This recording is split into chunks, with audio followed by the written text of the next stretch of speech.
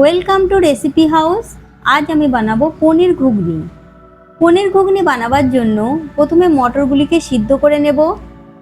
তার জন্য একটি প্রেসার কুকার নিয়ে তাতে দিয়ে দেবো 200 গ্রাম ভিজিয়ে রাখা মটর।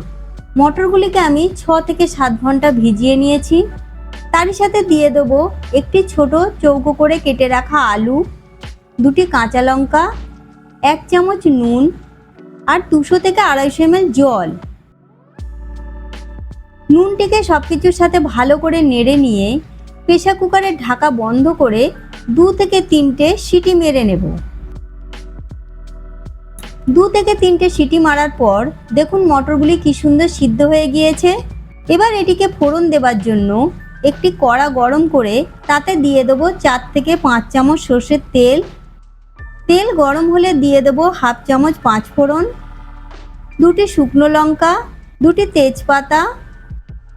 ফোড়নগুলিকে তেলে নেড়ে ভেজে নিয়ে দিয়ে দেবো একটি বড় সাইজ ছোট করে কুচিয়ে রাখা পেঁয়াজ। পেঁয়াজটিকে ফোড়নের সাথে নেড়ে হালকা লাল করে ভেজে নেব। পেঁয়াজটি ভাজা হয়ে এলে দিয়ে দেবো 1 চামচ আদা রসুনের পেস্ট। আদা রসুনের পেস্টটিকেও পেঁয়াজের সাথে নেড়ে ভেজে নেব।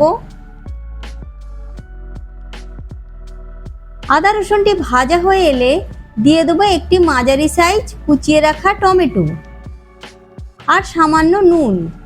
তারই সাথে দিয়ে দেব 1/2 চামচ করে হলুদ গুঁড়ো, লঙ্কা গুঁড়ো, জিরে গুঁড়ো। এবারে সব কিছুকে লো ফ্লেমে নেড়ে কষে নেব যতক্ষণ না মশলা থেকে তেল ছাড়ছে। মশলা থেকে তেল ছাড়তে শুরু করেছে। এবার এতে সিদ্ধ করে রাখা আলু আর মটরগুলিকে দিয়ে দেব।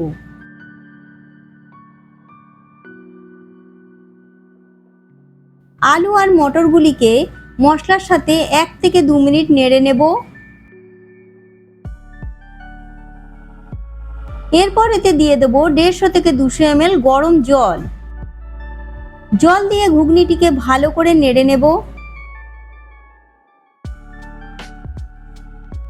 ঘুগনিটি ফুটে উঠলে দিয়ে দেব 1/2 চামচ গরম মশলা। গরম মশলাটিকেও ঘুগনির সাথে নেড়ে নেব। গরম মশলাটিকেও ঘুগনির সাথে নেড়ে নিয়ে দিয়ে দেবো 200 গ্রাম চৌকো করে কেটে রাখা পনির। পনির দেওয়ার পর ঘুগনিটিকে 1 থেকে 2 মিনিট ফুটিয়ে নেব। অবশেষে এতে দিয়ে দেবো কুচিয়ে রাখা ধনেপাতা। ধনেপাতা দেওয়ার পর পনির ঘুগনিটিকে আরও 1 থেকে 2 মিনিট মতন ফুটিয়ে নেব। 1 থেকে 2 মিনিট ফোটার পর পনির ঘুগনিটি পরিবেশনের জন্য একদম রেডি।